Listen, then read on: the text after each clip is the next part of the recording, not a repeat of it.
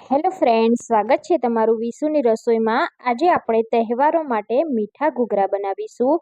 બિલકુલ માવાનો ઉપયોગ કર્યા વગર જ આપણે ઘરે ડ્રાયફ્રૂટ્સથી મીઠા ઘૂઘરા બનાવીશું। જો તમે ઘૂઘરા પહેલી વાર બનાવતા હોય અને તમારા ઘૂઘરા બરાબર ના બનતા હોય તો આજે હું તમને બધી ટ્રીક અને ટિપ્સ સાથે ઘૂઘરા કેવી રીતે બનાવવા તે જણાવીશ। તો તમને વિડીયો ગમે તો વિડીયોને લાઇક અને શેર જરૂરથી કરી દેજો। તો ચાલો જોઈ લઈએ મીઠા ઘૂઘરા કેવી રીતે બનાવીશું। ઘૂઘરા બનાવવા માટે સૌપ્રથમ આપણે લોટ બાંધીશું। તો એના માટે મેં અહીંયા 1 કપ જેટલો મેંદો લીધો છે।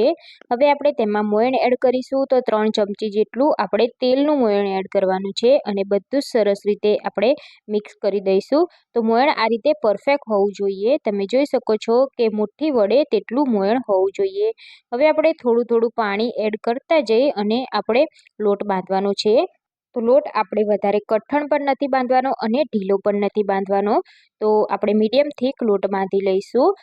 તો મોયણનું માપ પરફેક્ટ હશે તો તમારા ઘૂઘરા એકદમ બહારથી ક્રિસ્પી અને ખસ્તા બનશે, એટલે મોયણનું ખાસ ધ્યાન રાખવાનું। હવે આપણે એ જ રીતે લોટ બાંધી લીધો છે તો ઢાંકી અને 10 મિનિટ રેસ્ટ આપીશું।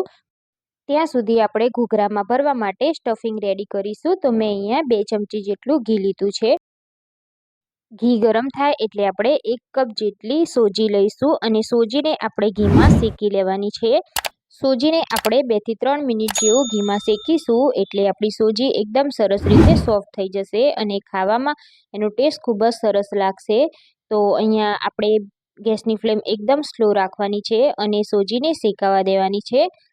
તો લગભગ 5 મિનિટ જેવું થશે એટલે આપણી સોજી આ રીતે શેકાઈ જશે। તમે જોઈ શકો છો તેનો કલર હલકો ગોલ્ડન બ્રાઉન થઈ ગયો છે। તો બસ આ જ રીતે આપણે સોજીને શેકવાની છે, વધારે ગોલ્ડન નથી કરવાની। સોજીને આ રીતે શેકેલી હશે તો જ્યારે ઘૂઘરા તમે ખાશો ત્યારે અંદરથી કાચા પણ નહીં લાગે અને એકદમ સરસ લાગશે। હવે આપણે તેમાં બીજા મસાલા કરવાના છે। તો એના માટે આપણે અડધી ચમચી જેટલો ઇલાયચી પાવડર એડ કરીશું। ઇલાયચીથી ઘૂઘરાનો ટેસ્ટ ખૂબ જ સરસ આવે છે, તો ગરમ હોય ત્યારે જ ઇલાયચી એડ કરી દેવાની। હવે આપણે ગેસની ફ્લેમને બંધ કરી દેવાની છે અને 2 ચમચી જેટલો આપણે કાજુ બદામ અને પિસ્તાનો પાવડર કરી દીધો છે તો તે એડ કરવાનું છે। તો કાજુ બદામને થોડા ઘીમાં રોસ્ટ કરી અને પછી ઠંડા થાય એટલે તેનો પાવડર કરી દેવાનો। તો આ રીતે આપણે કાજુ બદામને સરસ રીતે મિક્સ કરી દેવાનું છે। તો આ રીતે સરસ બધું જ મિક્સ થઈ જાય। જો તમારે માવો એડ કરવો હોય તો એક પેનમાં તમે માવાને થોડો શેકી અને પછી આમાં એડ કરી શકો છો। હવે આપણે તેમાં 2 ચમચી જેટલી કોપરાની છીણ એડ કરી દઈશું અને બધું જ આપણે સરસ રીતે મિક્સ કરી દેવાનું છે। તો હવે આપણે એમાં ખાંડ એડ કરવાની છે, પણ જ્યારે આ મિશ્રણ એકદમ ઠંડુ થાય પછી જ આપણે ખાંડ એડ કરવાની છે, નહીં તો મિશ્રણ ગરમ હશે તો ખાંડમાંથી પાણી છૂટશે।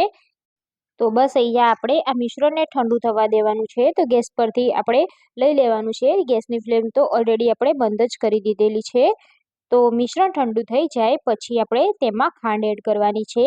તો 1 કપ સોજી જોડે આપણે 1 કપ ખાંડ એડ કરીશું।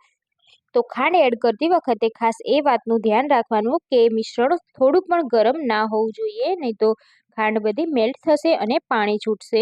તો મસાલો આપણો પછી સ્ટફિંગ ભરવામાં તકલીફ પડશે, એટલે અહીંયા આપણે બધું ઠંડુ થાય પછી જ ખાંડ એડ કરીશું। તો સરસ રીતે આપણે મિક્સ કરી દેવાનું છે। તો અહીંયા મેં એકદમ સરસ રીતે મિક્સ કરી દીધું છે, તમે જોઈ શકો છો। તો એકદમ પરફેક્ટ આપણું સ્ટફિંગ રેડી થઈ ગયું છે। અહીંયા મેં દ્રાક્ષ પણ એડ કરી છે। હવે આપણા લોટને પણ સરસ રેસ્ટ મળી ગયો છે। તો એમાંથી નાની નાની પૂરીની ગુલ્લી કરી લેવાની છે। તો જે રીતે આપણે પૂરી વણીએ છીએ તે રીતે આપણે મીડિયમ થીક પૂરી વણી લેવાની છે, વધારે જાડી પણ નહીં અને પતલી પણ નહીં। જો તમે વધારે જાડી રાખશો તો ઘૂઘરા તળતી વખતે તળાઈ જશે પણ અંદરથી કાચા રહી જશે, એટલે મીડિયમ થીક આપણે અહીંયા પૂરી બનાવીશું। તો પૂરીને આપણે આ રીતે હાથમાં લઈ લેવાની છે। હવે આપણે જે સ્ટફિંગ બનાવી છે તેમાંથી 1 ચમચી જેટલું સ્ટફિંગ આપણે આમાં ભરી દેવાનું છે। તો પૂરી જેટલી સાઈઝની હોય તે પ્રમાણે તમારે સ્ટફિંગ ભરવાનું। તો આ રીતે આપણે સ્ટફિંગ ભરી આપણે કિનારી ઉપર થોડું પાણી લગાવી દેવાનું છે, જેથી આપણું એકદમ સરસ રીતે ફોલ્ડ થઈ જાય ઘૂઘરું। તો આ રીતે આપણે થોડું થોડું પાણી કરી કિનારી ઉપર લગાવી દઈશું। તો પૂરીની એક સાઈડ લઈ આપણે વચ્ચેથી આ રીતે પહેલાં ફોલ્ડ કરી લઈશું અને કિનારી ઉપર આ રીતે થોડું પ્રેસ કરતા જઈ અને ફોલ્ડ કરી લેવાનું છે।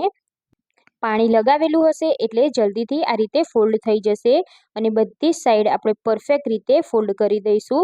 હવે આપણે ઘૂઘરામાં કાગરી કરવાની છે. તો ઘણા લોકોને આ કાગરી વળતા નથી આવડતું, પણ આ રીતે તમે એકવાર બનાવશો તો જરૂરથી તમને ફાવી જશે. તો આ રીતે આપણે પરફેક્ટ પહેલાં સીલ કરી દેવાનું છે. પછી કિનારીની સાઈડ આ રીતે આપણે દબાવી અને અંદરની સાઈડ આ રીતે આપણે ફોલ્ડ કરતું જવાનું છે. તો ઇઝીલી તમે આ કરી શકશો. એકવાર ટ્રાય કરશો એટલે તમને ફાવી જશે. તો આ રીતે આપણે રોલ વાળતા હોય એ રીતે અંદરની સાઈડ આપણે ફોલ્ડ કરી દેવાનું છે. તો જે ભાગ દબાવો તેને આ રીતે અંદર દબાવવાનો છે. જો તમને કાગરી વાળતા ના આવડતું હોય તો તમે અહીંયા કાંટાવાળી ચમચીથી પણ ફોલ્ડ કરી શકો છો. તો અહીંયા મેં સરસ રીતે કાગડી વાળી દીધી છે. તો એવી જ રીતે આપણે બધા જ ઘૂઘરાને તૈયાર કરી દઈશું. તો ફરીથી એકવાર જોઈ લઈશું. તો આ રીતે આપણે વચ્ચેથી ફોલ્ડ કરી અને બધી જ બાજુ સીલ કરી દેવાનું છે.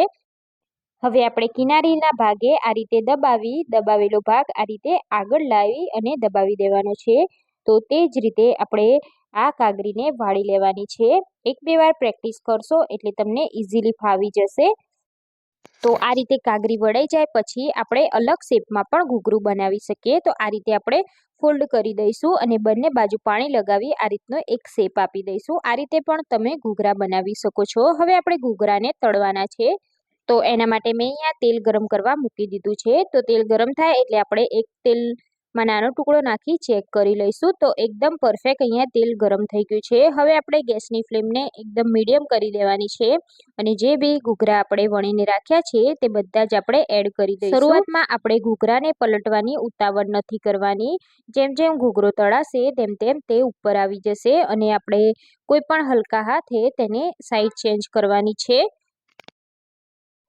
તો અહીંયા આપણે ચમચીની મદદથી આ રીતે તેની સાઈડ ચેન્જ કરી લઈશું. ઘૂઘરો તૂટી ના જાય તેનું ખાસ ધ્યાન રાખવાનું. આ ઘૂઘરાને તળતી વખતે લગભગ 10 મિનિટ જેટલો ટાઈમ લાગે છે અને આ ઘૂઘરાને તળતી વખતે ગેસની ફ્લેમ આપણે સ્લો જ રાખવાની છે, જેથી આપણા ઘૂઘરા અંદરથી પણ સરસ રીતે તળાઈ જાય. 10 મિનિટ જેવું થઈ ગયું છે અને તમે જોઈ શકો છો આપણા ઘૂઘરા એકદમ સરસ રીતે તળાઈ ગયા છે. તો હવે આપણે તેને બહાર કાઢી લેવાના છે અને બટર પેપર ઉપર આપણે રાખી દઈશું. સેમ એ જ રીતે આપણે બીજા ઘૂઘરાને પણ ગરમ તેલમાં તળી લેવાના છે.